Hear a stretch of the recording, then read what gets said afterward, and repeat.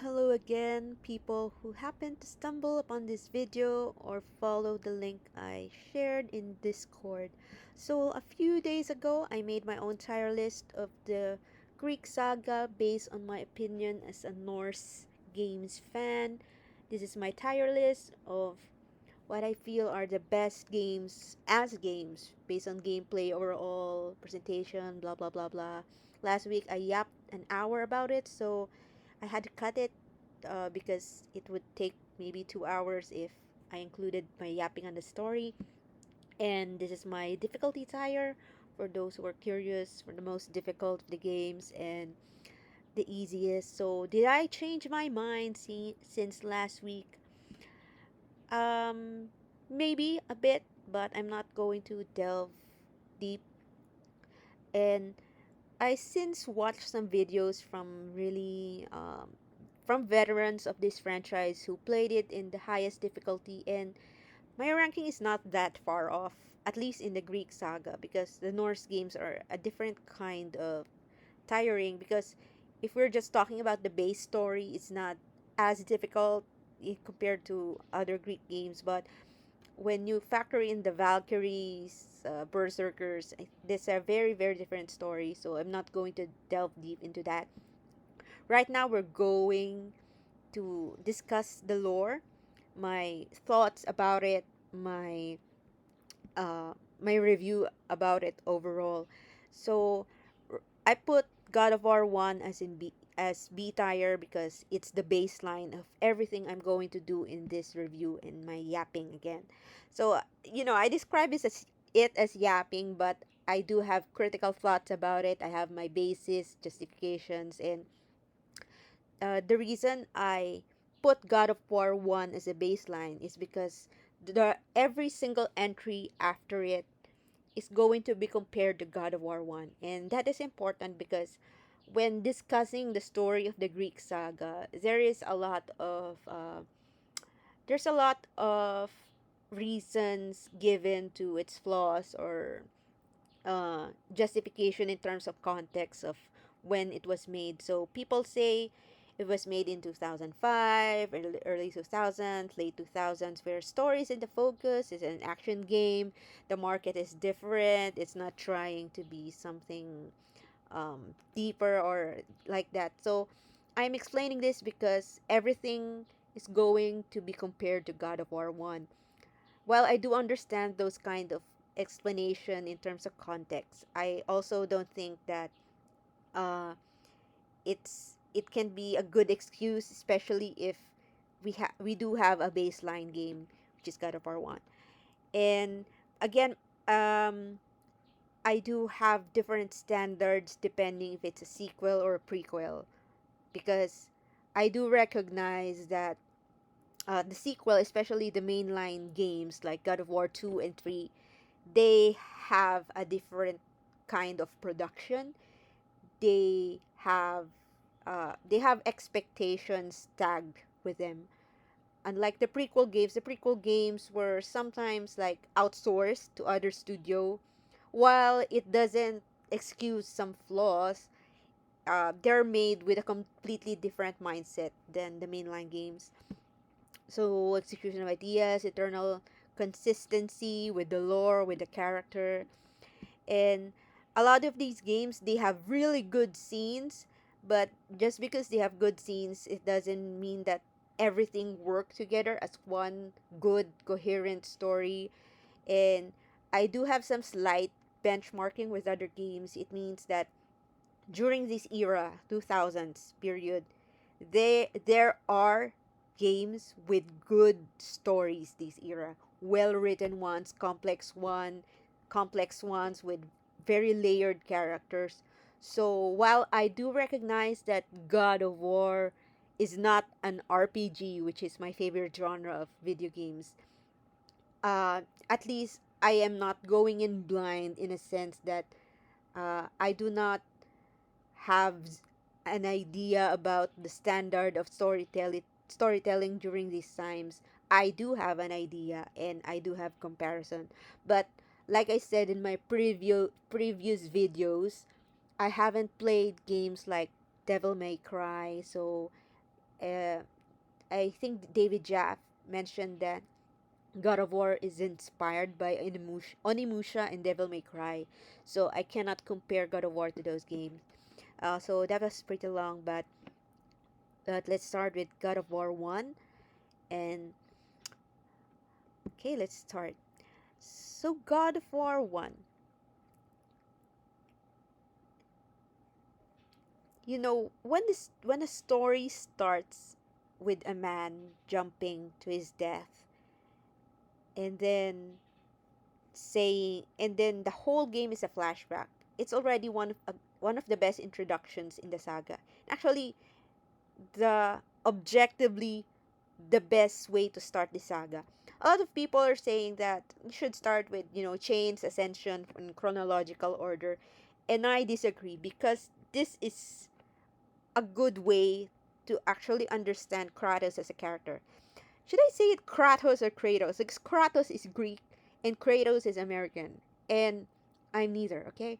So forgive me if I slipped in my accent because um this is English is my second language and I have a translation lag in my brain. So the whole God of War 1 game is a flashback and why Kratos is jumping from that cliff. And I do feel that it's a very efficient and well done, well executed introduction. So you started with a man who lost all hope, who lost his faith from the gods, and you go to the scene where uh, he's battling in an epic arena here in the sea where there's a giant monster which is the Hydra. So I'm not going to timestamp specific moments, but here in the Hydra battle, one crucial scene was when he was actually going in to fight the monsters, the zombies or whatever. Some people are scared of Kratos. See?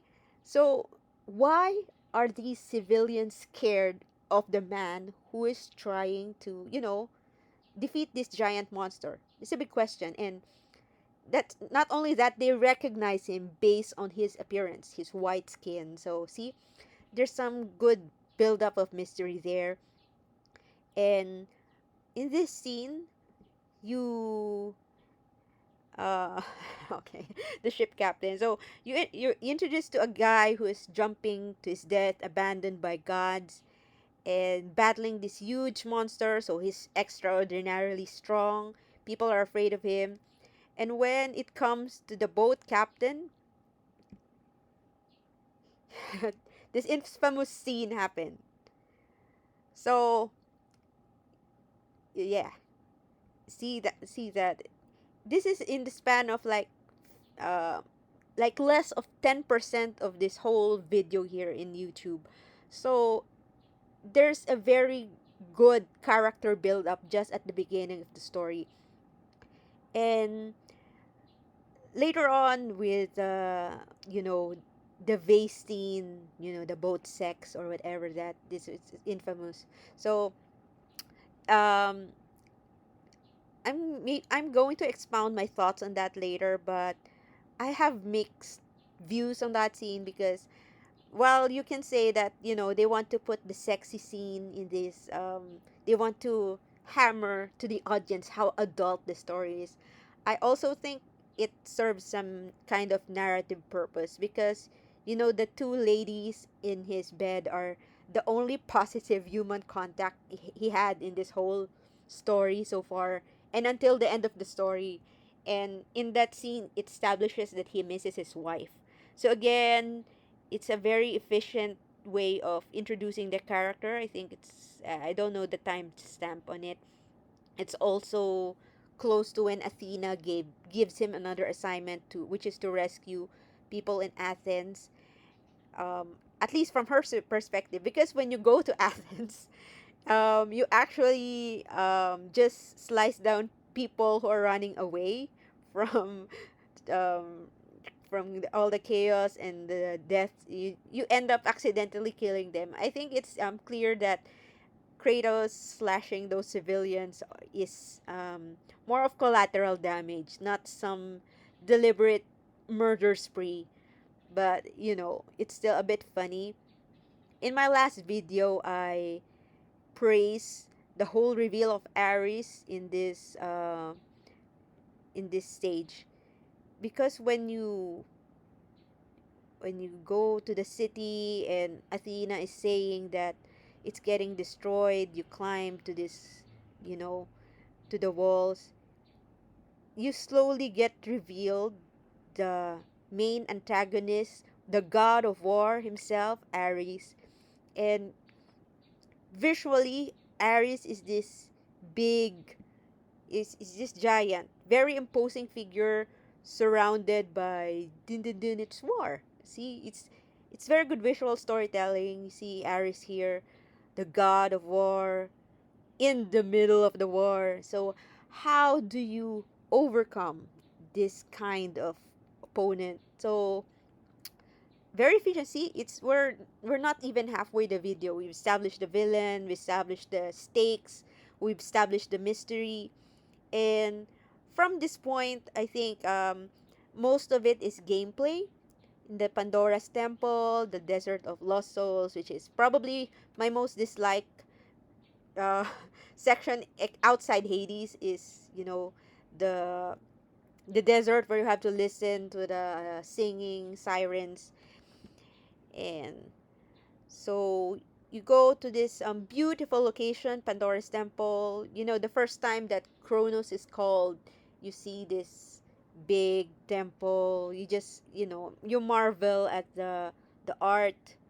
See, this is real good world building, especially the slow reveal of the architect of this whole Pandora's Temple, how he was used by the gods to build this temple on top of Kronos, and it serves a good narrative foil to Kratos, who's also used by the gods to do this all this assignment, to do this task, this burden. So it's it has some good narrative depth in it. It's not just a location. It's like it's the world building of Pandora's Temple is pretty good. Besides all the puzzles, then again we there's a slow reveal. So oh my gosh, power scalers in shambles at this scene. I think very close to this scene we get flashbacks of Kratos' past. So what happened to him? What So here in this flashback, yeah, he still has darker skin, and again we are revealed slow. It's revealed slowly what happened. So he made this pact with Ares, the god we're supposed to kill later, and I think the from the beginning, the introduction of the character Ares, and the very slow build up until the reveal of how he got his powers, how he made a pledge with Ares, and this scene where this is one of the infamous scenes of Kratos as a character. I think of all the uh the collateral damage at this point, you may say that the boat captain is a coward like that, so he killed him. But it's just one interpretation, of course. This one, when he sacrificed the Athenian soldier, it was asked by the gods. So people also say that he had no choice here, but I think it's a good storytelling device that the soldier was actually begging for his life. There's a moral issue. See, this dead soldier, um there's there's a contrast where this soldier says that he cannot do what the gods ask him to do. So this person who's lying dead in the temple died because he chose his morals. And it's good character building because Kratos, wants to succeed in his mission no matter what. and he's willing to do this. And later on, again, it's part of character building that Kratos is willing to go beyond what is considered moral just to finish this task. But again, we ask why. Why is he so desperate? Why does he want to break free from Ares? So I'm looking for that exact scene where it's revealed why he's coated in ash,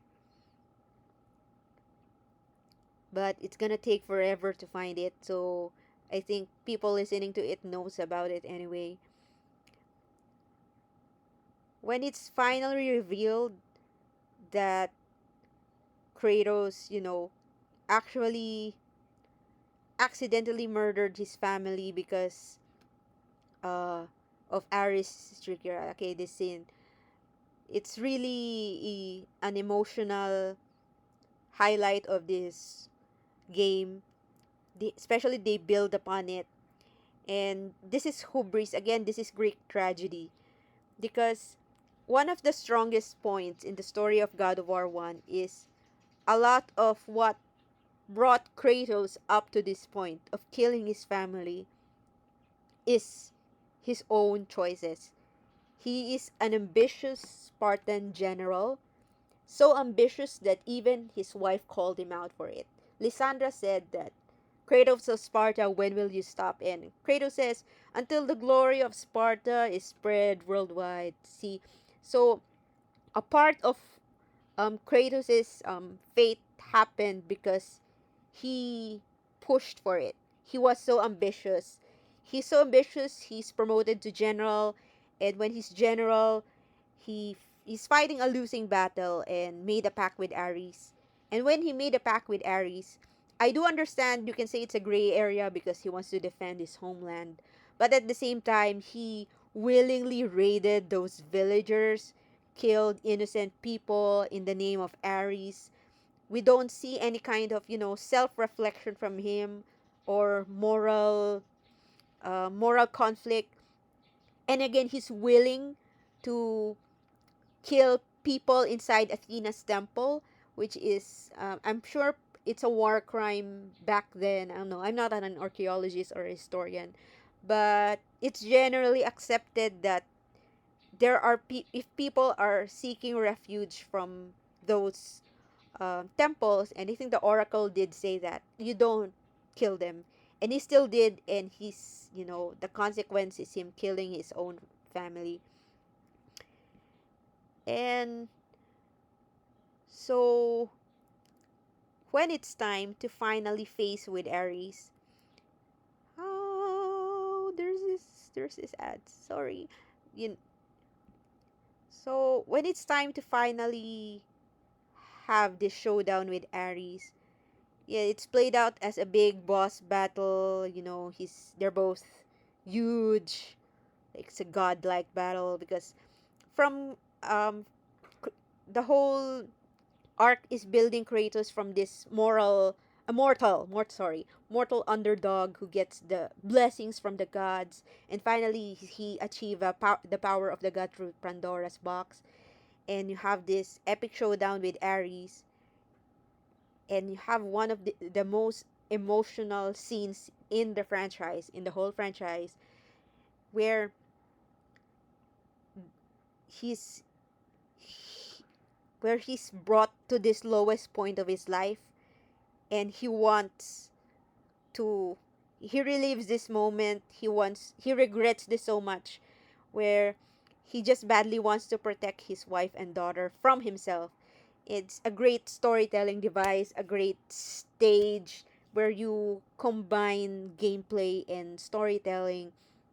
And I think the way Ares taunts him with his greatest failure, his greatest regret, is just what makes this finale so good.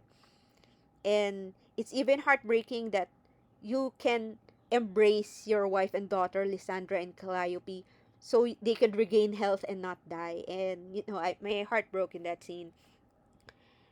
And So the whole Greek tragedy. So when we describe a Greek tragedy, it's mostly a anti-hero, or a protagonist who's flawed, who's played by the gods, or his own decisions, his own choices leads him to a tragic outcome. That's how I understand it, at least. Um, the story is a good example of that, in a way that Kratos Kratos' motivation in this game is not even revenge from Ares, and his motivation is to be free from his nightmares, or PTSD, his the pain of losing his family by his own hands. That's his motivation. He undergoes labor with the gods for a whole decade. He kills people. He does unspeakable things just to free of himself of his pain. His main motivation is desperation and suffering. It's not even revenge. And the whole tragedy is he achieved the power of the gods. He achieved, godhood, which is the greatest thing in that setting. I mean, it's, a mortal to a god. It's like in surface, it's a heroic thing to achieve godhood. But the cruel irony is that this leads him to where he was in the very beginning of the story of God of War 1, where he lost hope. Because when his real motivation is to be healed from his suffering, to forget what he did. But the gods essentially say that, no, we didn't. We said that we would forgive you, but it doesn't mean that we would erase your memories. So he was bamboozled by gods.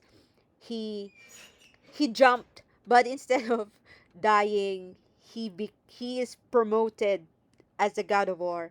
Essentially, I'm doing a recap of the story because it's going to be the baseline of everything I say later, and I think it's a good story overall. It's well executed. It the pacing, it's a bit subjective, because when I play RPGs, usually there's story every 30 minutes or an hour. This one, you can play for like 2 hours and nothing happens, and I understand that, because this is an action game. The puzzles, the action, I get it. So I'm not going to say anything about the pacing.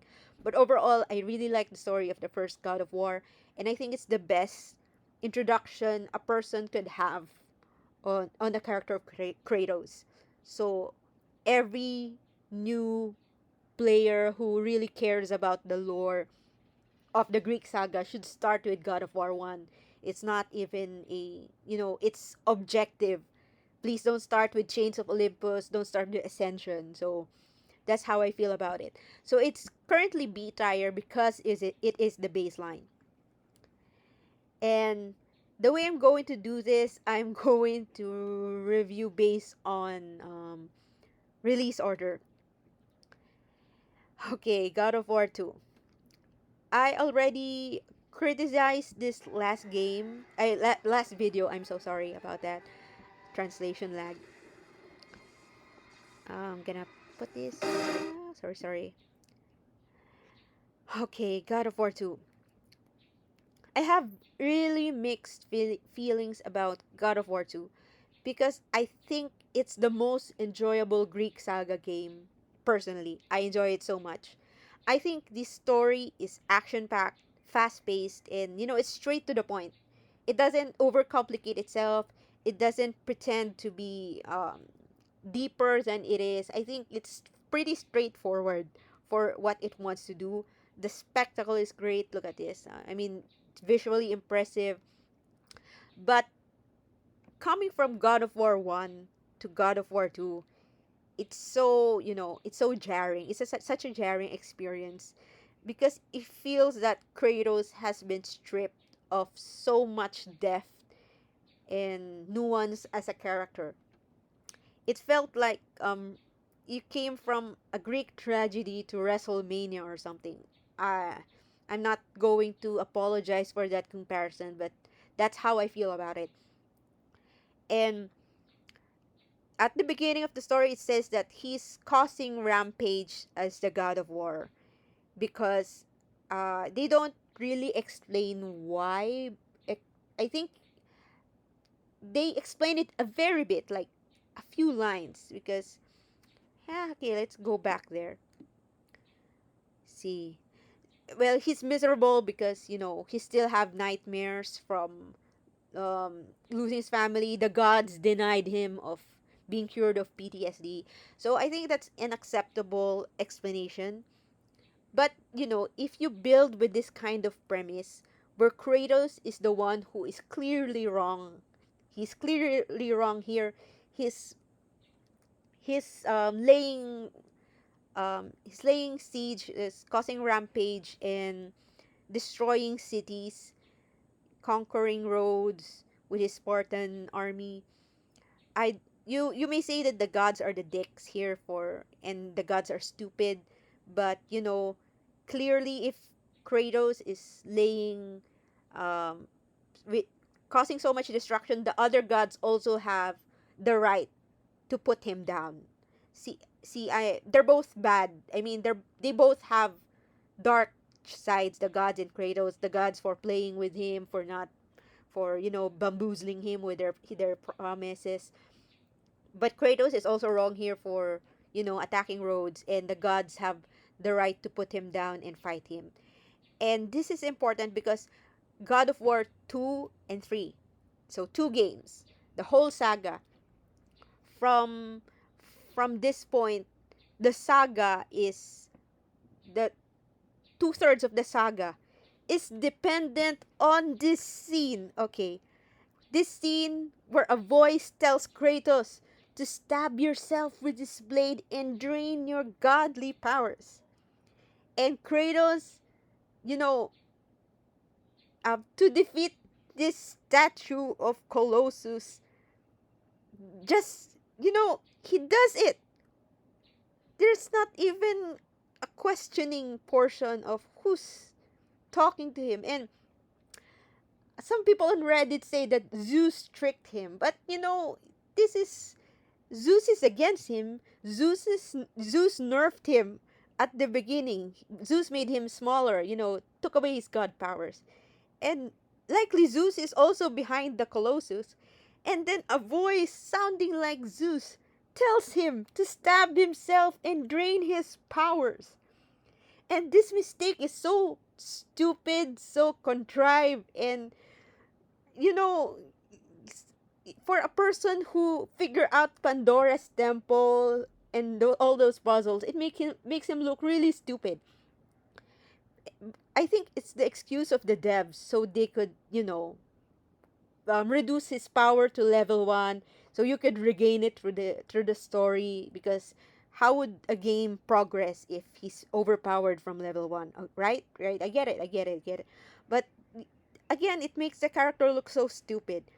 And from this moment of stupidity, the whole saga will depend on this moment of stupidity, because Kratos's um Kratos's motivation to pass through the temple of fates to reverse time and undo his mistake depends on this moment.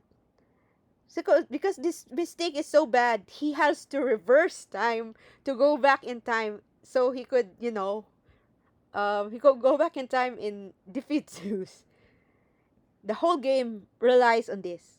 Basically, this is just from this portion up to the last Spartan is the story is a bit by bit revelation of who the Titans are, their their war with the Olympians and Gaia, and you know it's lore building, but character building, unlike the first game, it's very minimal here, very very minimal.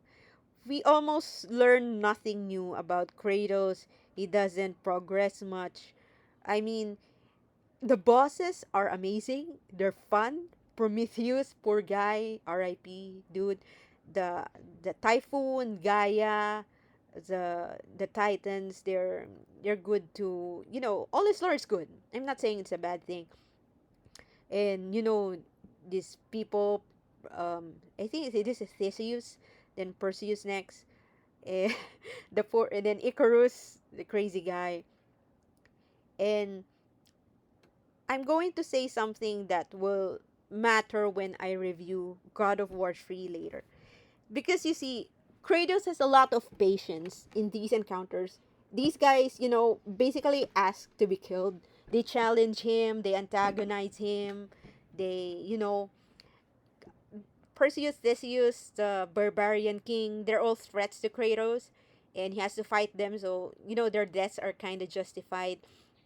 There's one guy here, the soldier, before you meet the Cerberus. I think before Jason is killed by the Cerberus, I think it's he puts Kratos puts that guy in the wheel, and it's a bad thing. It's immoral. However you look at it, but at least you can say that maybe he's already dying. Maybe there's no way to save him. That's why Kratos made him like a puzzle piece.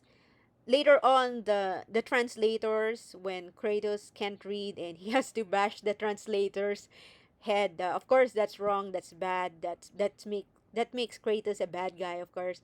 But their translators still have uses. You need their blood to activate the temple or whatever.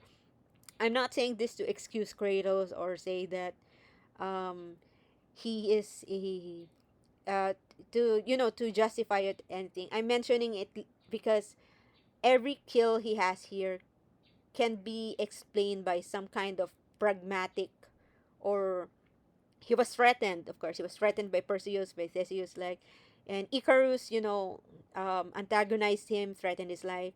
The translators have uses, and the guy who's lying on the floor, he used on the wheel. It also has uses.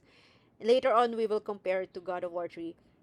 But anyway, nothing much happens here until the last Spartan. And the last Spartan is honestly the moment where I felt that Kratos is Kratos again. And is it sorry, I forgot exactly where. I think we have to go through Atlas first. Atlas stage is one of my favorites of all stages ever. It looks beautiful, the character building, the burping, burp, like that. And the dialogue with Atlas will later be, referenced in Chains of Olympus, and more Titan flashback. So more lore, more lore.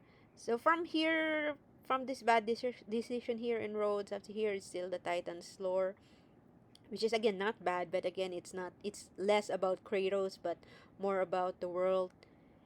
And I think we're going to near to the last part. And translator, where is the last Spartan? Here.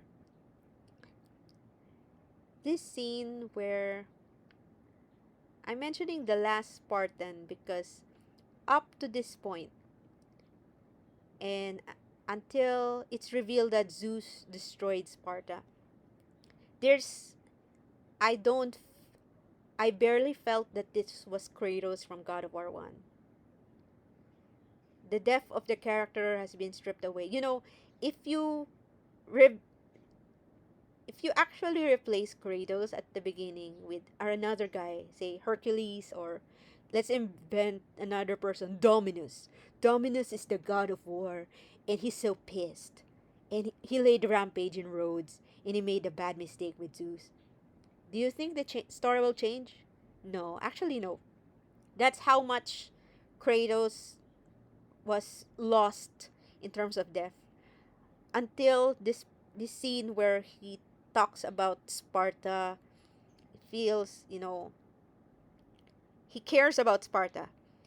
And he has a flashback of his wife here, which is again the suspiciously the voice of Gaia.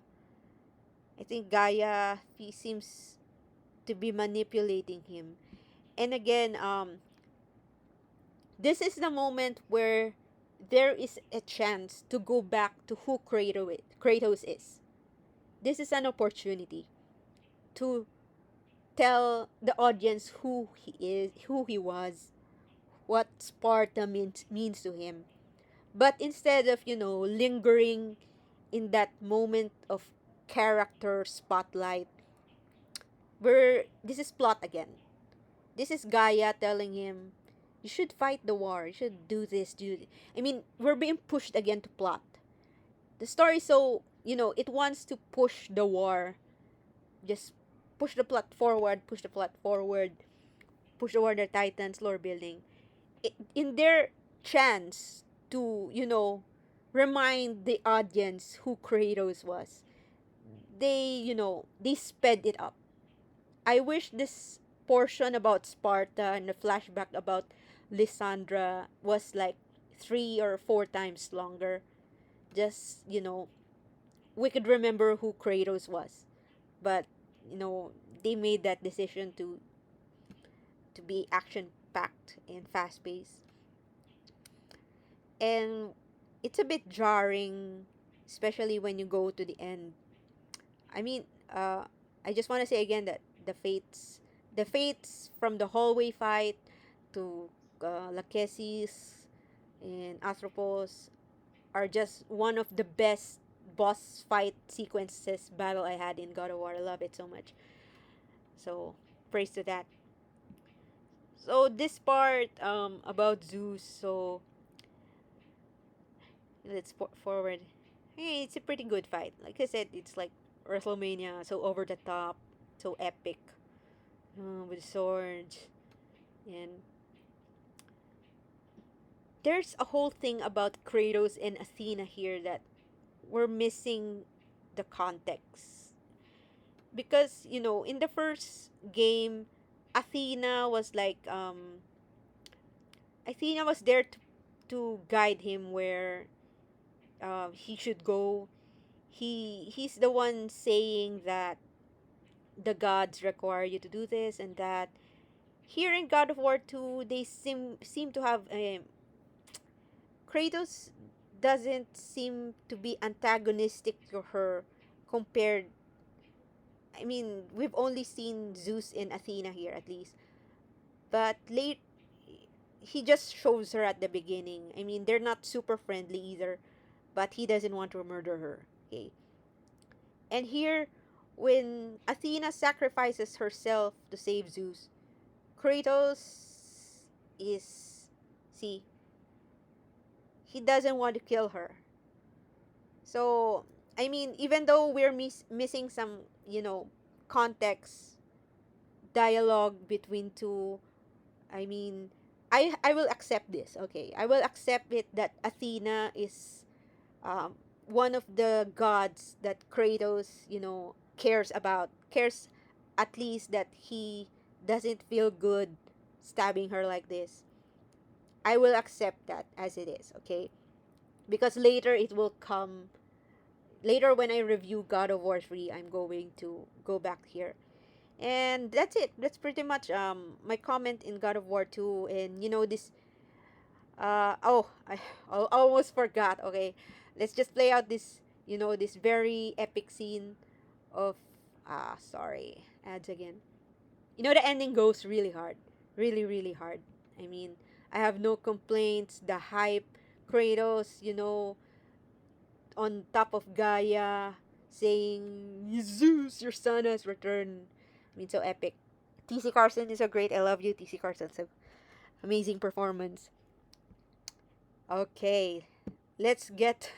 So, I can't believe I almost forgot to discuss it, but the classic question, why didn't Kratos go back in time to undo his mistake and save his family?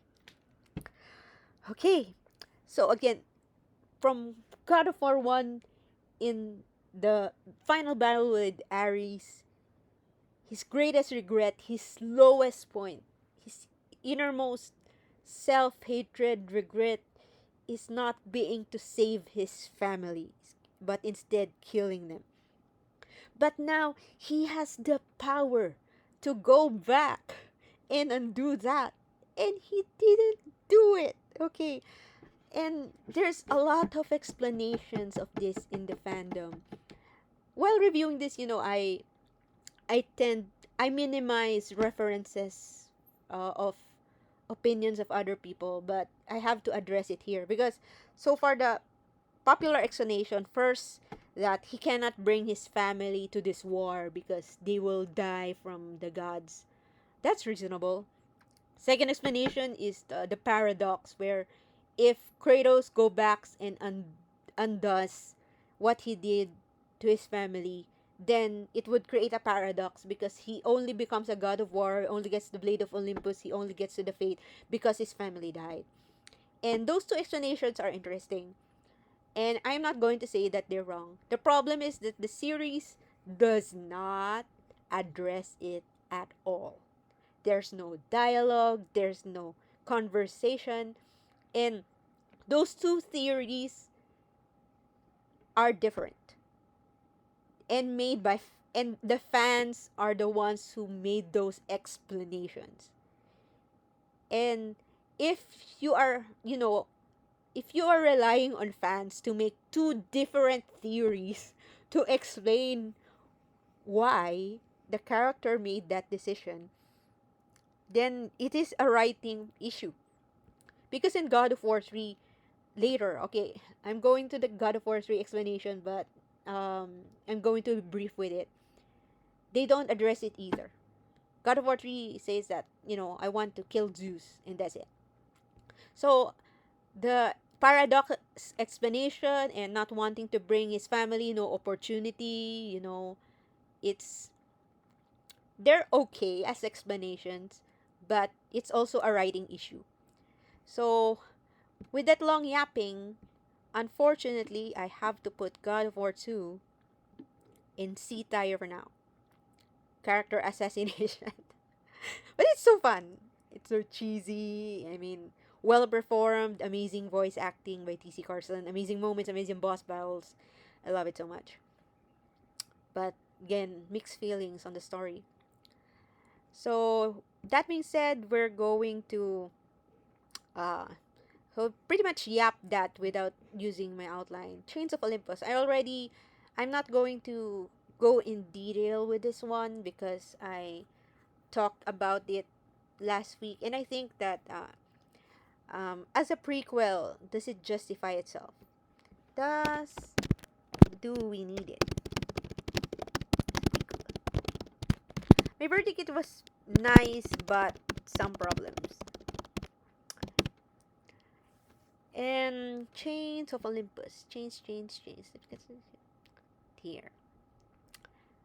So, uh, Chains of Olympus is a prequel about the 10 years of Kratos as, serving the gods. And it is a fine premise um, on itself. And up here, up to the Temple of Helios. So when I reviewed this in my last video, I said that it's like two different ideas smashed together. Because up to this point, so halfway here in the video, your your villain is introduced as Morpheus. Morpheus put the whole world to sleep, or the whole world is getting threatened by Morpheus because Helios was kidnapped, I think.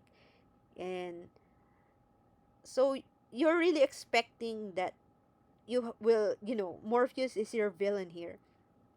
But when you go to the underworld and trying to find Helios where he was hidden, rescued, um you until so you could, if you're looking at the video or not, or just listening, up to around 80%, more than 80% of the story, you still get the impression that this is about rescuing Helios from Morpheus. You do get some the flute of Calliope, so you get that kind of connection with Kratos' daughter. You still don't know why, but you expect that. That's the second mystery.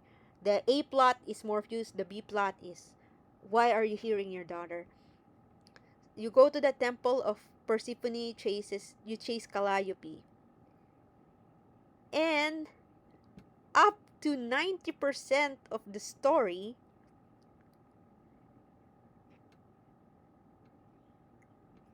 until 90% of the story,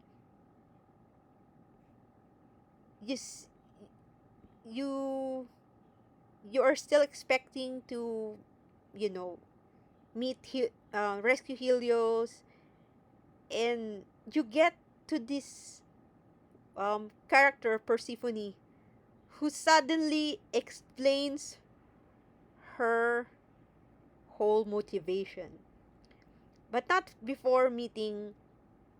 Okay, sorry, I got this in reverse. So before I go about Persephone, I'm gonna talk about this abandon your daughter cutie. I think this is the um mo- biggest redeeming value of Chains of Olympus. This scene is heartbreaking, and this is the most affectionate moment of Kratos to his daughter at to this point. We saw him hugging her in in the uh, s- in the finale of God of War 1, but here you have him who's willing to abandon everything just to be with her. In 90% of the story, this goddess Persephone yaps about her bad marriage with Hades, and she hates it so much. And she wants to destroy the world because she hates her marriage so much. 90% of the story. You can see that in the time stamp. This makes her the worst build up villain in in the franchise, in my opinion. Maybe equal to Thanatos. Later I'm gonna discuss him. But it's just so thematically disjointed from what you did from the beginning to up to 90%. And it only worked because you want to be with Calliope, and you're presented with this really heartbreaking decision to leave her behind. And and thinking about it, the story could still work with Morpheus. So you go to the fields of Elysium, you meet your daughter, and then Morpheus threatens to destroy the whole Olympus. And it still works. It still works. I'm not saying that. I mean, Persephone would have been an interesting villain on her own right. Maybe in a game that is focused about her. But this story would still have worked if Morpheus is the main villain. That's why it's so disjointed. And it Persephone worked because your trade off is staying with Calliope. And I think a lot of players were moved by that scene. I was moved too. But it's carrying this game hard in terms of writing. So by the end, you chain Atlas again, and we have this scene where Atlas warned him that, you know, the gods are going to betray him, and then let's play out the Must forever hold the world on his shoulders. Greater penance than even Zeus himself had placed on the Titans. The fate of Atlas had been sealed, and the goddess Persephone was no more. Here's the part where Kratos had saved mankind. he screamed that it is all I have left. Where is it? His daughter, he had abandoned. Where? To free me from my past! I asked responded. What good is the promise of the living? It is all I have, Atlas! Yeah, that was a good scene. One of the best scenes in the franchise. I mean, in terms of acting. Um, Maybe I'm overplaying it, saying it's one of the best in the franchise, but it's one of the most emotional scenes in the Greek era that I know. Especially the delivery of TC Carson there. It's all I have left. So desperate. It explains their dialogue in God of War 2 at least. And uh, so that again asks the question, do we really need this game? Nice, but it has some problems. Another problem is that Persephone being dying to Kratos contradicts God of War 1, because God of War 1 says that you need to open Pandora's box to kill a god. And Persephone is a goddess, so excuse me, Lord. Charon is also a god, if I remember, but there's, my head hurts anyway. But yeah, there's some problems. So even though Chains of Olympus has a very emotional moment, the Atlas scene and the scene with Calliope, I'm afraid I'm gonna put it. Is it? It's it. Chains of Olympus. Yes, correct. Put it here. I'm debating because I mean, in terms of Kratos as a person, Chains does humanize him better than God of War 2. But at the same time, it's a mess given that I already explained it earlier, 90% of the game, another villain was built up. And that villain could still have worked. But they went with Persephone yapping the last 5 minutes about her bad marriage. And, um, I might change this later, but that's how I feel about it. What time is it? I have to go by 5. Oh my gosh, I don't have time left. I don't have time left. So I'm gonna talk about. I'm panicking now. God of War 3, okay. Oh my gosh. God of War 3.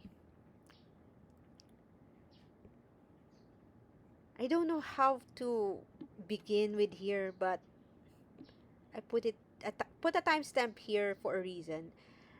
I think that God of War 3 is somehow a victim.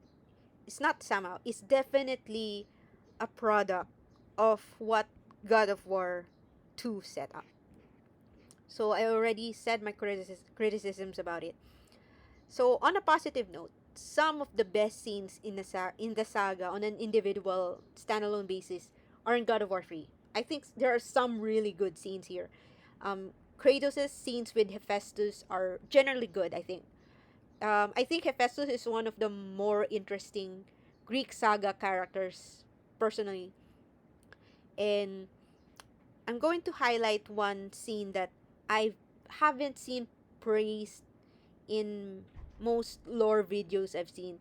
It's not extraordinary, but I want to use it as an example of a good scene overall. In this scene with Hera in the garden, so Hera is context here. Kratos is essentially, he flooded the oceans after killing Poseidon. People drowned. The mortals died because of disease after Hermes died. And I'm saying this as a good scene. Look at this. Hera is the queen of the gods. She's the wife of Zeus, and this is what I call visual storytelling. Her crown is on the ground. She's on the field of um, dead plants. She's the goddess of, I think she's the goddess of, like, the bounties of the earth. I don't know what it's called. I'm gonna google it later, but she has to do something with, the flowers, the plants, and the trees and all. And this is visual storytelling because you don't have to spell it to the audience. You just show it. Her crown is broken. She's a queen, but she's in the mud. And she's saying, she's spitting facts. Kratos is destroying the world at this point. And this is where I'm going to talk more about this later. But it didn't work for me. This scene didn't work because like it wants to say that Kratos cares about Pandora, but at this point he wants to sacrifice Pandora.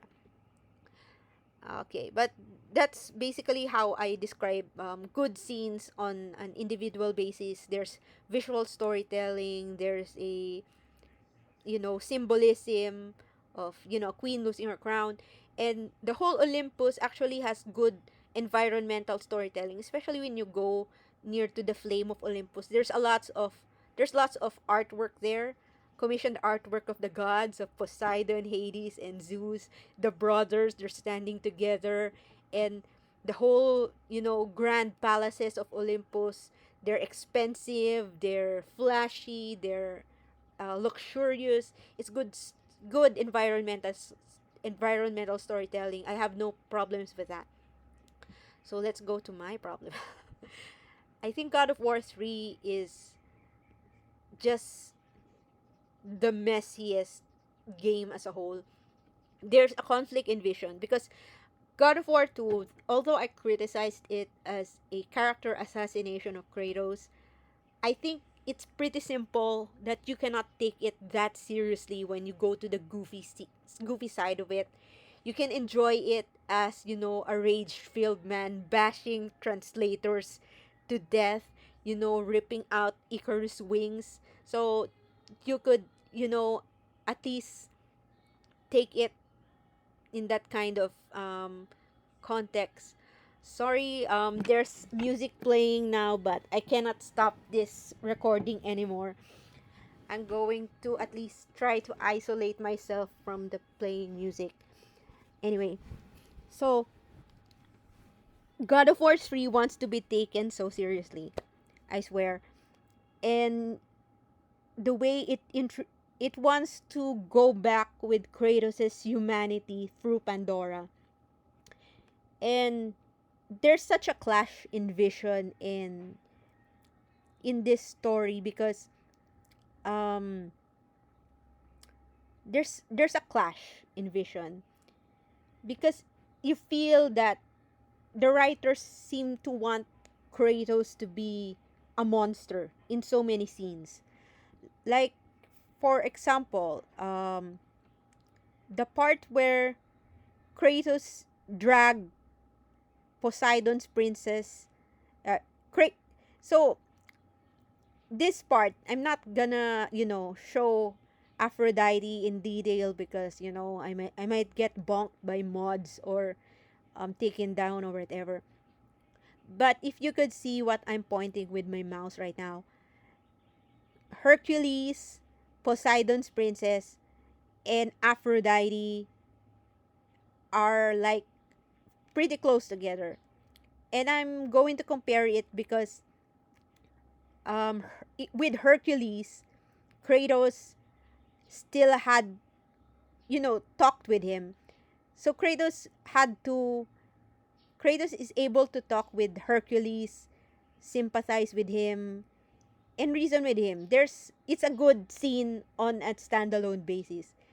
And after Kratos fought with Hercules, you go with the infamous Poseidon princess scene, where this woman who has no immediate use, who is not antagonistic and begging for her life, is dragged by Kratos from room to room and killed in this contraption to open the door. And I mentioned this earlier in my review in God of War 2. Kratos, it doesn't make Kratos less evil, but you can explain some of his skills, and you can explain with the kills being useful, or with Perseus, Theseus, and Icarus agitating him, and that's doesn't make him less evil, but there's a reason. But Poseidon's princess, I cannot think of a single reason at all, because she sleeps with Poseidon. Is that it? But the scene before it, he reasons with Hercules, so he could still reason with Hercules. He could still sympathize with his fellow demigod brother, but he cannot do it with Poseidon's princess. I will. so let's say that the intent to that point is that Kratos had totally switched to a monster. He has no morals left. Okay, let's accept it at that point. But after Poseidon's princess, just after that scene, he could sleep with Aphrodite and her and she has, two two ladies with her. So why would, I mean, see the whiplash, like who Kratos talks to, who Kratos kills cruelly. It's not internally consistent at this point. Because if they want Kratos to be a monster with Poseidon's princess, they want to commit to that monstrosity and pure apathy. Why is he still talking with Aphrodite? Why is he still talking with Hephaestus? I've heard people say that, Poseidon's princess makes Kratos deeper. And if they committed to that um, monstrosity, I'm fine with it. I'm fine with and villain protagonist. This is a spoiler category, but there's an anime that I really really like.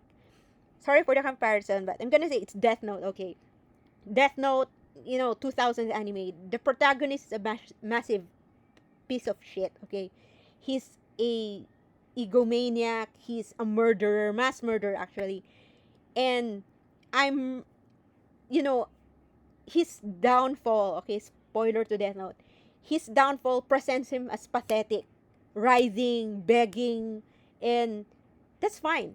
That's a good story because it's not just because he deserved it, it's hubris. It's because of his decisions. And this way, if they want to commit with Kratos as a monster, I'm totally fine with it. I don't need him to be, if they want him to be redeemed, I'm also fine with it. But the problem is there's such a clash in vision. I mentioned earlier with Hera that Kratos is able to tolerate her for a while. Hera was a drunk woman who's, she's crashing out. She's drunk. She's in despair because her palace, her home is being invaded. Her plants, the earth is dying. Her servants are dying.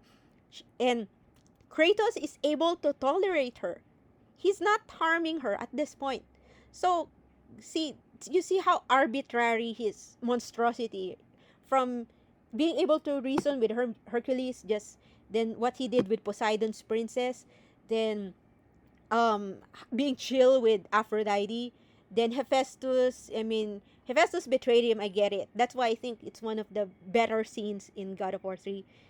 And then with Hera, he could tolerate this woman for a while until she called Pandora a whore. And yeah, I said the whore word because it is what it is. So at this point, Kratos wants to sacrifice Pandora. He killed Hephaestus because Hephaestus is trying to protect Pandora. And then suddenly, Hera called this little girl a bad word, and then he's suddenly angry.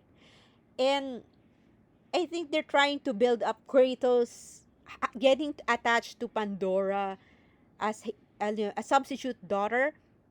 I get it, but up to this point, Kratos has done really, really, really, really bad things, killed so many people, killed mortals, and he said he doesn't care. Back in Hades, there's a scene where Athena calls him out and says that um, people are dying, and Kratos said, "Let them die. I only want to kill Zeus." And then he suddenly get angry because the little girl who reminds him of you know, that's my point because the build up to that part of his humanity is not good in my opinion because his interaction with Pandora is actually very minimal, very minimal. I swear, there's are people who say that it's build up, but it's not really. Pandora is there to build the plot, build the um. Pandora is sprinkled all over these parts from Hades, but it's not a real dialogue. They don't form a friendship. They don't relate to each other. They don't emotionally connect. Pandora is there to push the plot forward. So when you finally meet Pandora here, where is Pandora? So this is the labyrinth. If you could see the timestamp, it takes more than 80% of the story to finally meet Pandora in the flesh. And if you compile all their interactions from here, it's most they don't really form they don't really talk about personal things. And Pandora utters her infamous words, which is hope. Hope is good. Hope is when everything is lost, you still have hope. It's a good thing. And it's, how do I describe it? And this is after, Kratos killed her father. And this is never addressed. So there's a lot of um there's a lot of elephants in this room with Pandora, because the story wants us to accept that Kratos has seen her as a, substitute daughter. But it's so reliant on her being a girl and a young girl. See, para if you say swap Pandora as a boy, will it work? Will this work? See, if Pandora does not remind Kratos of Calliope, how does Pandora stand as a character? This is a good line. See, what Kratos did with mention Hephaestus, I think that's why I think Hephaestus is one of the better characters of God of War 3. So Pandora loves her father, and Kratos killed her father. I mean, this never is never bring up, and I'm sure I understand why. I understand Kratos wouldn't bring it up either, but at the same time, this makes their whole, uh, sorry for repeating, over and over. It's translation lag, so I'm apologizing for that. This is more than 80% of the story, and this 80%, uh, you see, this infamous. See, I think Pandora could have been a better character if there is better relationship building from the beginning of the story. But there's very minimal interaction here, especially compared to what Pandora will do for Kratos later. So, if Pandora's role is just to remind Kratos of his daughter, I'm okay with that. That's okay. There's nothing wrong with that. Um, but later on, when Kratos is uh, fighting Zeus, his whole win condition with Zeus is dependent on this hope that Pandora reminded him of. And this is why I find this review very, very difficult, because it overcomplicates the conditions on killing gods. In the first game, you open Pandora's box, you kill Ares. Okay, that's it. The second game, use the Blade of Olympus, and Zeus could have been died until Athena, you know, saved Zeus. And in the third game, they introduced the power of hope. A power of hope which Pandora, guided Kratos to find within himself. And in this very beautiful scene, I'm saying, yeah, it is a very beautiful scene of of Kratos, navigating himself in the darkness of you know, his dark soul. And they're using it as a metaphor for fear. And Pandora guided him and says that there is hope to forgive yourself. So in this short scene, Kratos forgive himself for killing his family. For the whole God of War 3, his family is barely mentioned, and you're telling me that he learned to forgive himself in this scene so he could overcome the fear, the power of fear of Zeus through the power of hope. This is so late. Especially, so he's okay. I'm going to explain more of this later. But one of his, he finds killing Athena as also one of his something he regrets, and I will discuss that later. So fear Zeus. You you didn't need to do all of this in God of War 2. You just, have to stab him with the blade of Olympus. And this is one of the retcons that is damaging to the whole lore as a whole. Because early on in the Flame of Olympus, Athena says that when they opened the Pandora's box, the gods were infected by evils. And these evils include fear. Zeus is infected with fear.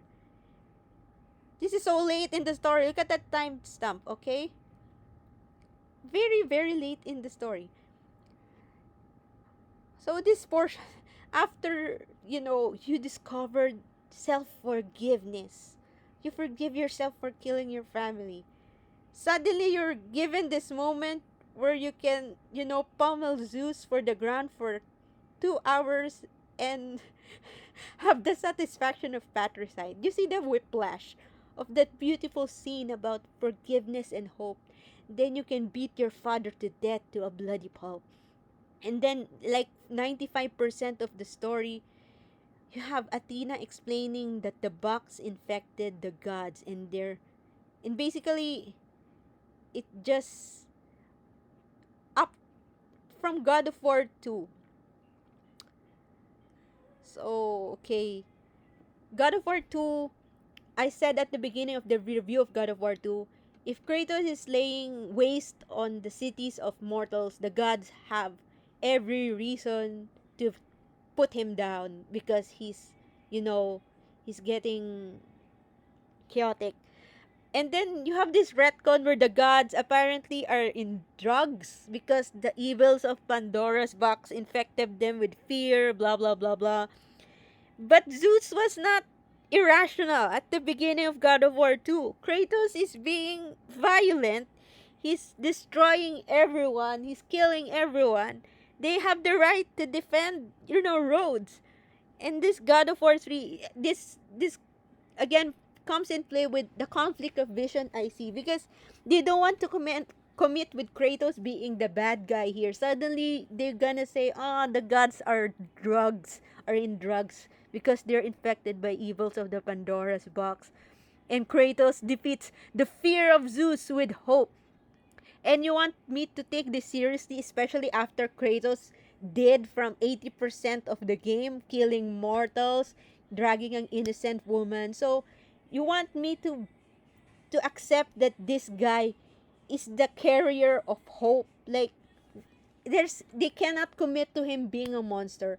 So they want this final battle with Zeus to present Kratos as being, Kratos overcoming fear with hope. And it's such a hot mess. That's when I say God of War 3 is such a hot mess. This is what I mean. And very late in the story, Athena explains the box and wants the power for himself. Kratos stabs himself. And I get it. I mean, this is the rightful fate of him dying, lying on his pool of blood. And that's fine with me. That's fine that if this is the end of Kratos on an isolated scene, in a sense that this is isolated, it works. That he destroyed the world, he killed himself, that's okay. But what's leading to this is so messy. Meeting Pandora like 80% of the story, getting, the theme of hope versus fear. It's just, heavy-handed, and it contradicts the whole build up of Kratos being a monster.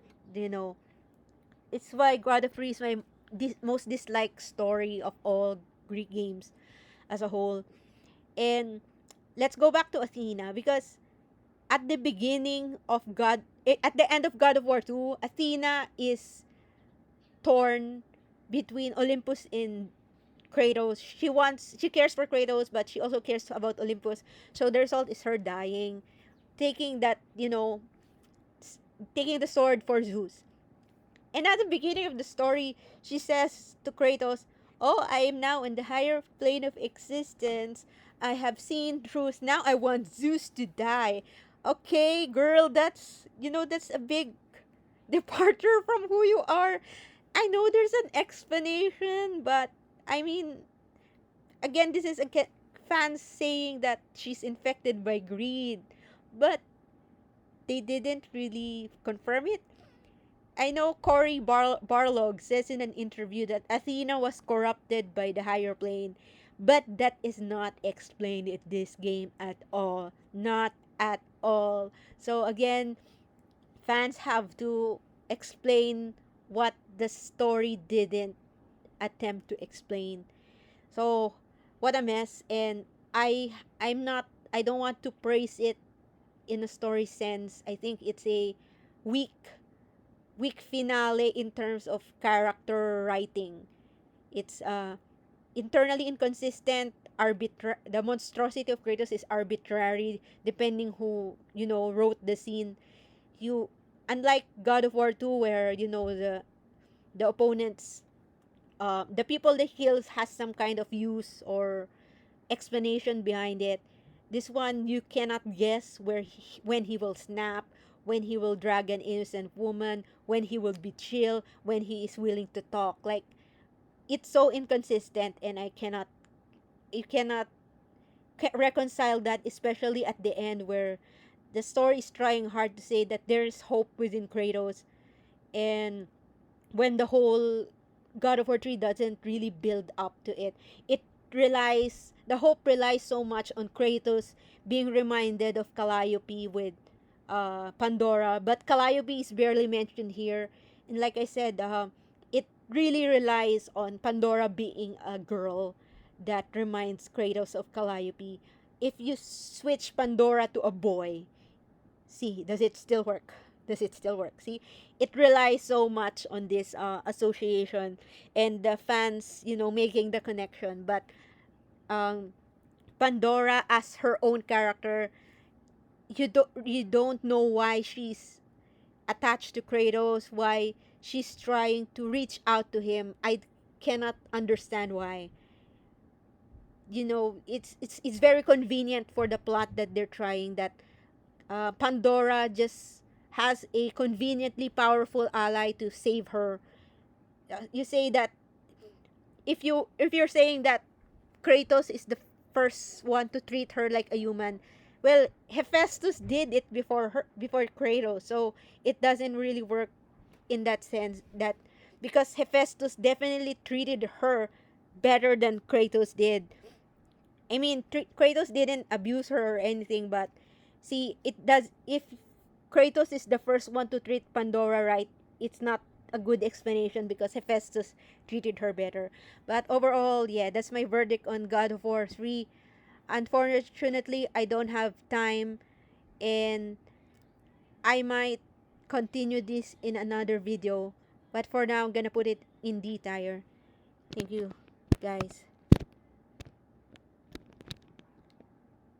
Continuation of my video because I had to leave earlier because of personal things.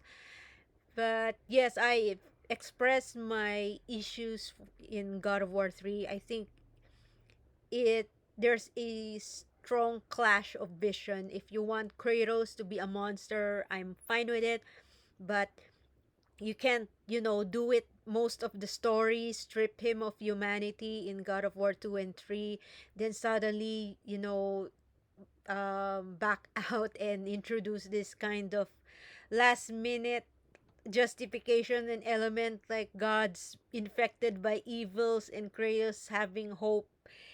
It just doesn't work and it's so messy. And I've given my tier list with that, putting God of War 3 at the very bottom for now. Maybe I'll change, but let's see.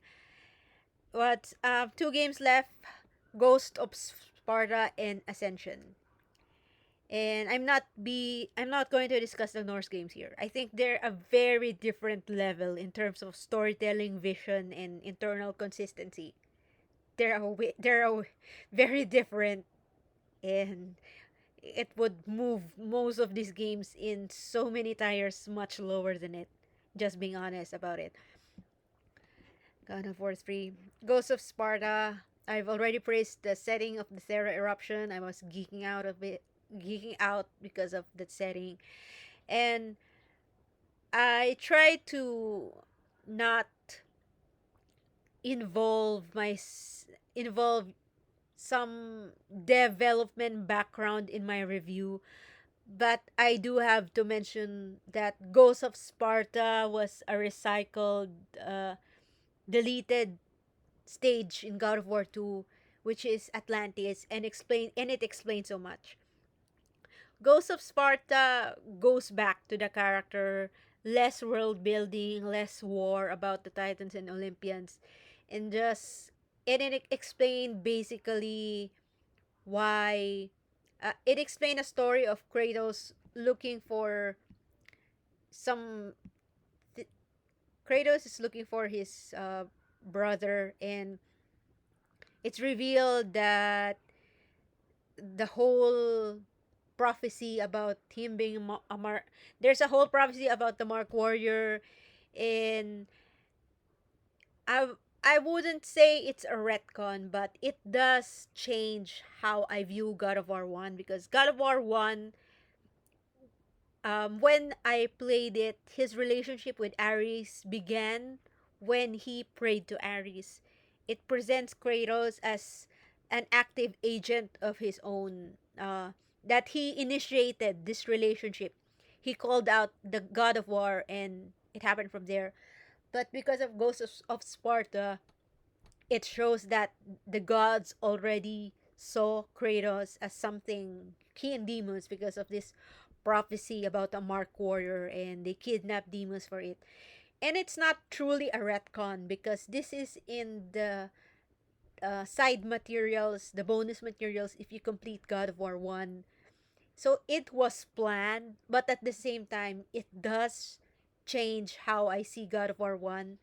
Whether I like it or not, for God of War 1, I do prefer that Kratos is the main initiator of the relationship, not the gods. That's my personal preference. But I accept that the canon is that the god already saw him as a potential, adversary, he and Deimos. I accept that canon, okay. But I think that Ghost of Sparta is does retroactively explain Kratos' rampage in God of War 2. It it's a missing puzzle. It's a missing piece.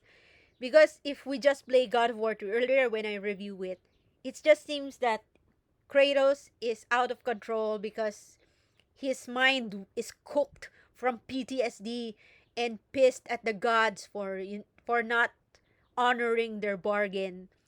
And that's okay. I'm saying that's an okay explanation.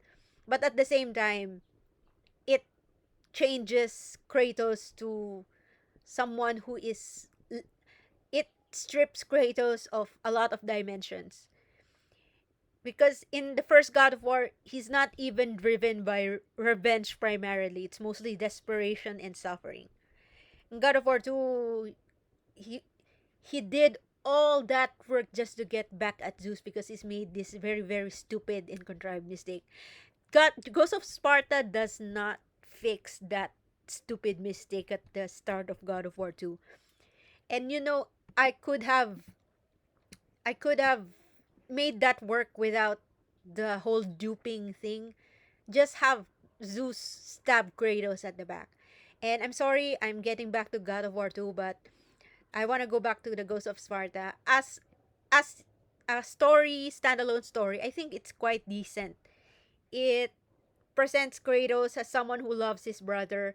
It's internally inconsistent because he doesn't care about the collateral damage in Atlantis. The whole city sunk, okay? And he doesn't care because he just wants to find his brother. I think it's consistent with the original Kratos. And I do have some criticism of missed opportunities. This is not a major thing in the story, but I do feel that it is a missed opportunity and reflective of how Kratos was treated by the whole Greek saga. There's a part where Kratos meets King Midas. So many people are familiar with the myth that Midas turned his daughter into gold. That's what happened in God of War. Touched his daughter turned to gold. I forgot actually if he turned his daughter into gold in the myths, but that's a cautionary tale. So you have a father who loves her daughter, but he asked to have this power to touch, to turn everything to gold, and this power killed his daughter. Sounds familiar? Yes, because that's Kratos, right? He asked for power and he killed his daughter. But instead of turning this moment into a great scene or something meaningful, full of character, now it's just some Kratos tossing this old guy. Oh, sorry again for the ads. He doesn't even have dialogue with Midas. He just tossed him to the lava because it's violent. Burn and turned him into gold. And again, it's minor. It doesn't change the whole story. It doesn't really take away the plot with Demas. But you can see where I'm going for that this would have been a good opportunity to explore Kratos as a character. I'm not saying he should spare Midas. I think it's still in character for him to toss him to lava, but it's still a missed opportunity. Tossing Midas into lava is still in character because Kratos kills people who are useful. He kills anyone who could be used. I mean, you get what I mean. And for the finale of Ghost of Sparta, it's a common complaint that the finale is so rushed. Thanatos is hyped as this super scary god, but he was lame. He and Persephone were the worst final villain of the whole franchise. Because you killed Thanatos' daughter. Of course, he's pissed. At least there's some kind of personal grudge. But as a boss fight, it was mechanically easy. You just, you just, there's hardly any mechanic. I mean, you have the spear. And Demus took your favorite. Demus took my weapon. Okay, but there's Thanatos as the main villain. He's the god of death. Okay, but what is his thematic significance to Kratos and Demus? What is it? He's just a plot device to imprison Demus. As a character, he doesn't add to the conflict. He doesn't add to the drama between brothers. And personally, the story of Ghost of Sparta would have been stronger if Poseidon is the final villain. I do know that this gives us problems in God of War 2 and 3 because Poseidon is a big name god. He's a one of the higher ranked god, brother of Zeus. So if Kratos killed Poseidon here, there would be some you have to rewrite God of War 2 and 3. But if we're just taking Ghost of Sparta as its own game with no I mean if it's not causing problems to anyway, just hypothetically, Poseidon would be a better final villain because you wrecked his city and of course it drives brotherhood again. If Poseidon is imprisoned Callisto in his palace because he wants to protect Zeus, he wants to be loyal to Zeus, he loves Zeus as his brother, then you see the thematic significance with Kratos and demons. And this is just my suggestion for a rewrite. I know that you have to rewrite God of War 2 and 3 if that happens, but I think Thanatos doesn't have any thematic significance on this whole conflict. And Deimos, as building him up, this whole story as someone that Kratos loves, it's a shame that the finale is so rushed. You see, spend around 5 minutes being on good terms with him. You fight him, he's angry with you, of course for a reason. It's okay that he's angry with you because he was in prison for so long. Then then he's okay with you. It's so short. You don't even have a heart to heart talk or catch up or anything.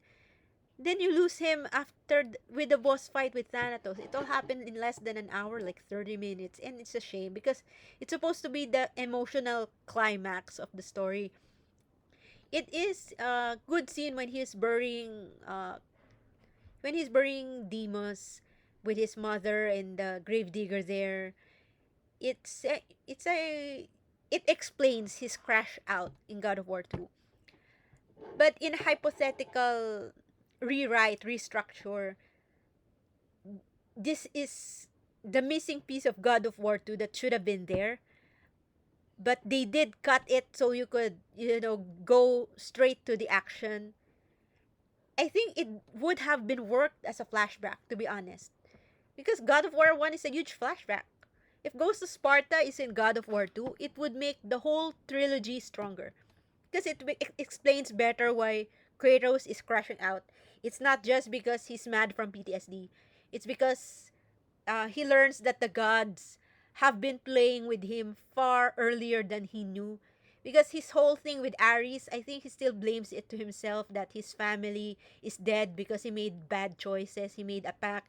He made the choice to slaughter them in that temple of Athena. But learning that the gods were playing with he and Deimos for, when he was still a child, that Deimos was in prison for so long and kept secret to him, that would have added more dimensions to him rampaging and wreaking havoc in the mortal world. It doesn't make him less evil. Because the fact that he's killing innocent mortals is already evil in itself. It just adds layers and explains why he arrived at that state of monstrosity that they badly want to drive to us as an audience. So, on a standalone basis, Ghost of Sparta is pretty decent. I wouldn't say that I would put it in B tier for now because it's a step above these stories. And at the same time, I did note some thematic flaws. The the finale didn't land as hard. It should have been like an hour spent with Demos, spent with him as a companion, just talking with him, reigniting the brotherly bond that they shared. That would have been better before you lose him again to Thanatos. And for the last, finally, we're here in Ascension. Ascension. I asked the same question. Do we need this prequel? Does it contradict or damage existing lore? Does it make it uh does it enhance the universe? I still think, in my honest opinion, that we don't need it the same way that we needed Ghost of Sparta to explain something. The whole trilogy worked without the Ghost of Sparta. But I think Ghost of Sparta enhanced Kratos as a character in the trilogy. Ascension, I don't think it accomplished anything that God of War 1 hasn't done. But it was nice, okay? I don't hate it, okay? I know it's the most hated Greek game. And it's partly because it's blamed for the death of the franchise at that point. Before the Norse games came to be, people think that God of War is done and Ascension is like the easy scapegoat for it because Ascension sucks. So I can definitely understand the anger of fans during the time, but at the same time, in retrospect, and at someone who joined in 2025, I do think it's not a bad game. It's visually spectacular. there's some effort for it to be different. And I think on its merit on a story basis, it's the softest Kratos we've seen in the Greek saga. He's soft here. He was broken. He's tortured by the Furies, and he has very good scenes here. The scenes where he kisses his daughter, the scenes where he shows he's intimate with his wife, the those are very good moments on itself. And I really like the part where he when Aletheia, the oracle, is dying and Kratos just held her hand while she's dying, comforting her. I don't think that it's internally inconsistent. It's possible that Kratos does have some kind of compassion before he was before the desperation and PTSD just turned him colder and colder. I could definitely buy this idea that he's capable of kindness to other people. And I think this is here when he touches her hand. She's blind, and she's a blind woman, so he gave her some kind of comfort in her final moments, and that's okay with me. I couldn't find the scene where I think it's about here. The Furies were torturing Kratos with the visions of his family, and it's a very sweet scene when he kisses Calliope. So again, in scene by scene basis, Ascension is not bad. Does it, you know, does it damage the lore? It goes back to my personal preference that I think Kratos has more impact if he is the one who the initiated the pact with Ares. But Ascension reinforced the canon that the gods have been watching Kratos for so long.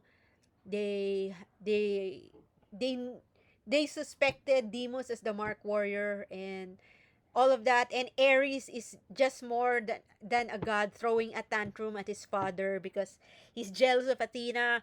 So Ascension puts more layers on Ares that he's conspiring against his father. Actually, it just it's I find it a bit hard to reconcile because I'm fine with just Ares jealous of his sister, but here it's showing that that Ares wants to overthrow Zeus.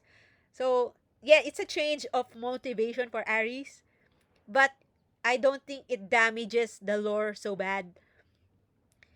And I'm I don't hate it, but I'm also not supportive of it. You get what I'm saying? I would have preferred the original Ares, but now they give him some extra conspiracy. Yeah, I'm okay with it. I just don't prefer it. And I said it sometime in Discord that Ascension is the bromance that we could have had because Kratos and Orcos could have been this friendship of um Orcos was inspired by Kratos breaking away from Ares, his abusive father, and the Furies, his mother's abused him too. That would have been a great friendship, but they didn't really touch this friendship as much as I wanted. Okay, I have to put this on hold again. Bye bye.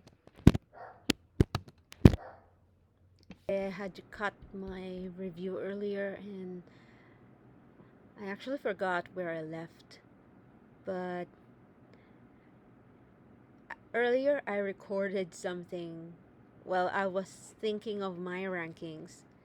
I'm asking myself, am I too harsh to put God of War 3 here? I'm I'm diving deep. Am I biased to Kratos being more humanized and being too harsh with God of War 3, God of War 2? Am I being too harsh with Chains, Ascension? I'm putting this, God of War, first God of War, I'm putting in an S tier simply as a relative ranking to the rest of the God of War games. Not because I think it's an S-tier story compared to all other games.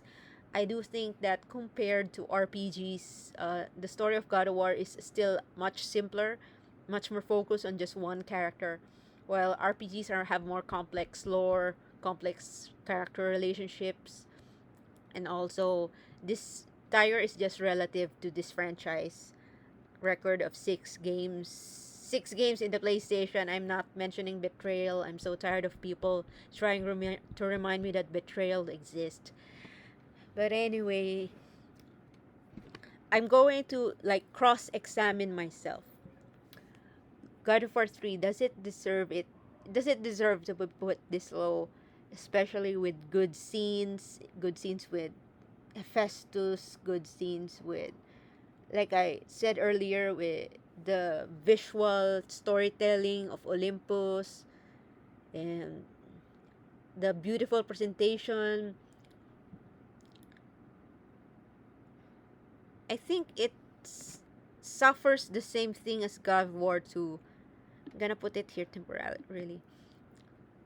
In God of War 2, a lot of characters went stupid because, they're going to be a boss fight.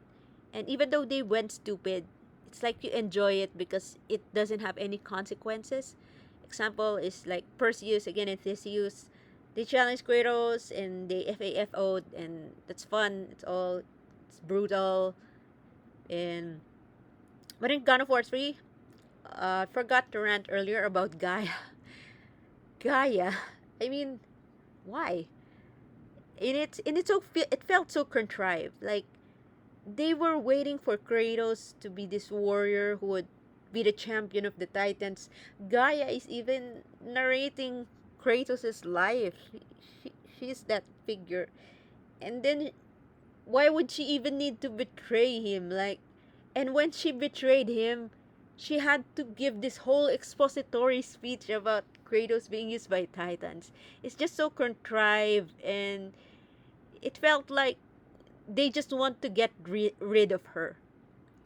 It's I, it was a bit lazy. They want to get rid of Kratos' alliance with the Titans so he could just wreck things again and kill whoever is needed. And I know people enjoyed God of War 3's violence and how brutal it is, but I made my stand on it. I felt that it's internally inconsistent with Kratos, and his level of monstrosity is arbitrary.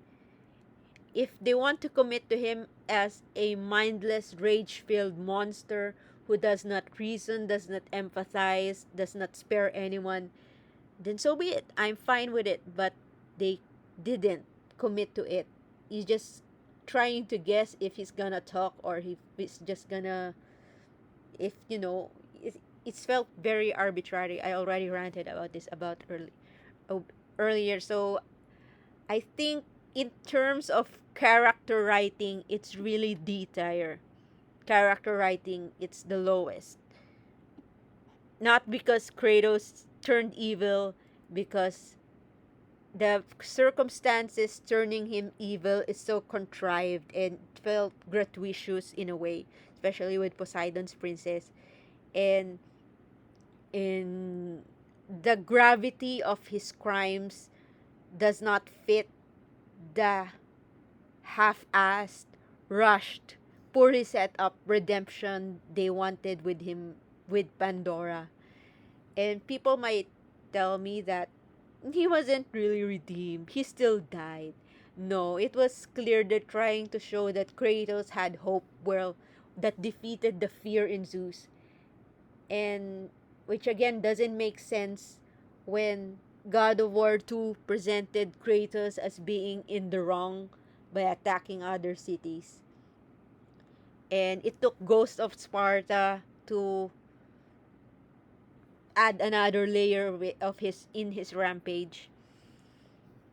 Yeah, I'm still putting it in D tier.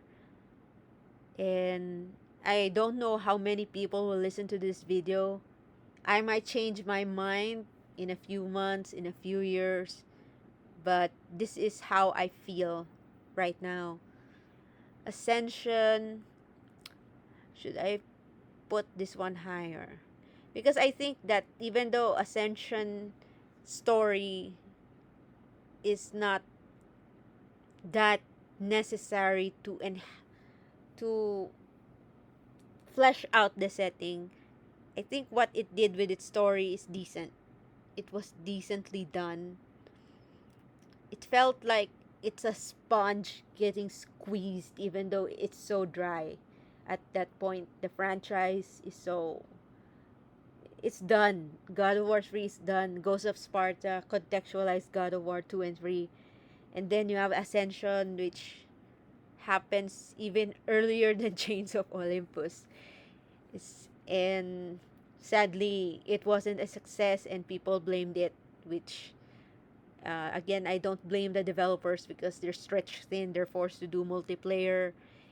And I wasn't a fan during this time, so I don't have that negative feeling toward Ascension. And during this time, I do believe that what much of the internet's hate is in Mass Effect 3 when it ended. I was there when people went crazy, they signed a petition. So whatever Ascension did is, it's not as bad or anything as hated as Mass Effect 3. So this three game deserve to be in the same tier. Chains of Olympus really hard carried by moment with Calliope, the abandon your daughter cutie. Without that moment and without Atlas, you have a very serviceable story with a very contradicting lore of killing a god without Pandora's box.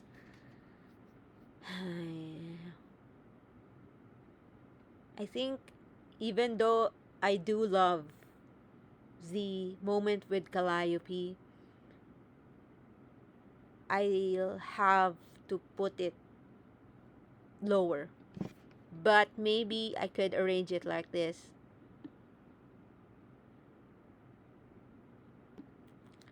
Yeah,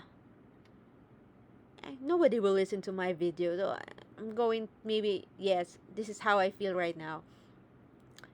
In terms of the guidelines I made, its own, the execution, internal consistency, some good scenes, does it justify itself? And I really put God of War 2 and God of War 3 for reasons I already explained. It prioritized spectacle and violence instead of building up to Kratos in God of War 1. And as I've always said, I'm not saying that Kratos cannot be an evil, selfish guy who has no care about the deaths of innocent, because we already established he's like that in as early as God of War 1. But if you're going to make him destroy the whole world, destroy Sparta, and do all of that because he's become mad from all the trauma and the betrayal of gods, just stick to the landing. And maybe in the remake, I don't know if they will do that, just don't make him, stab himself with the blade of Olympus because a suspicious voice told him so. And remember, because of that mistake, God of War 3 happened. So the God of War 2 Kratos felt like his IQ just dropped. You're gonna say that, oh, he figured out the Temple of Fates, he's smart, but solving puzzles, that's not intelligence in a way that doesn't disprove, that doesn't overwrite the questionable decisions that he did in this game. And I think one of the popular reviewers in God of War, I think he's Fat Brett, was it, says that Kratos doesn't have much reflection on himself in the Greek saga. And I think, yeah, I'm going to finalize this tier list, and it's pretty much the answer to these final questions Did I change my mind about Kratos? Before I played the Norse games, I am practically apathetic to Kratos. He's invisible to me. I knew him because he looks memorable. But my algorithm is totally free of God of War. He does have some kind of reputation. God of War has a reputation of a man's game, a boy's game, with all the sex and violence. And a lot of female players, at least in my internet circles, we don't care about God of War. Contrary to some people believe, even sometimes when female players uh, hears about the game about boys with all the sexualization and masculine fantasies, we just go, oh, it's for the boys, and we don't really have negative feelings about it. But again, I'm not speaking for all the female players here. I'm speaking in a general sense, but everyone is still diverse. There are female fans of God of War, and they're very passionate, and they're fortunate to have lived that in this era where the franchise has thrived. Did I change my mind about Kratos? I do think that the when I played the Norse games, there there are indeed some kind of uh, misrepresentation of the older Kratos. So a lot of people are describing him as a rage-filled one-dimensional monster, and even Cory Balrog himself in the guidebook says that there must be more to Kratos. So does it deserve to be called like that? Does Kratos to be Is Kratos actually a one-dimensional character? I answered that earlier. Of course, no. But was it fair? I think that actually there's some basis because the humanity of Kratos is being hard carried by God of War 1. God of War 2 and 3, 2 is very stripped out of depth, but it's simple. It's not trying to be deeper than it is. It's like I compared to WrestleMania, like WWE. So dumb, but dumb, cheesy, goofy at sometimes. It's awesome. It's violent, and I enjoyed it even though I felt disappointed with how Kratos was handled. And God of War 3, yeah, I already said enough. So I th- in terms of sales, God of War 3 sold the most, like more than 10 million copies. And I think twice the number of God of War 2 and God of War 1 players. So imagine this, there are twice as more players who just played Kratos as an angry murderer, genocidal, patricidal guy, and they never knew Kratos in God of War 1. Chains and Ghosts of Sparta and Ascension have much lower sales compared to the mainline series. And yes, Kratos was humanized there, but they're mostly prequels, and I mean, the God of War 2 and 3 are trying to sell Kratos as he's so filled with rage that he's gotten worse. And like I said, I'm not saying that Kratos should be a good guy.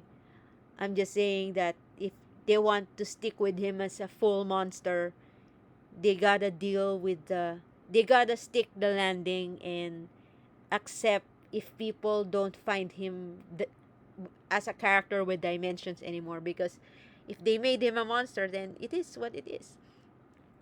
So yeah, I don't think Kratos is deserves to be called shallow or one dimensional, but at the same time, the own series fumbled on that area in God of War 2 and 3, and people entered the franchise through that games. That's why their opinion are based from those games. So maybe they would do something about it in the remake. So it does have some kind of basis in that kind of perspective.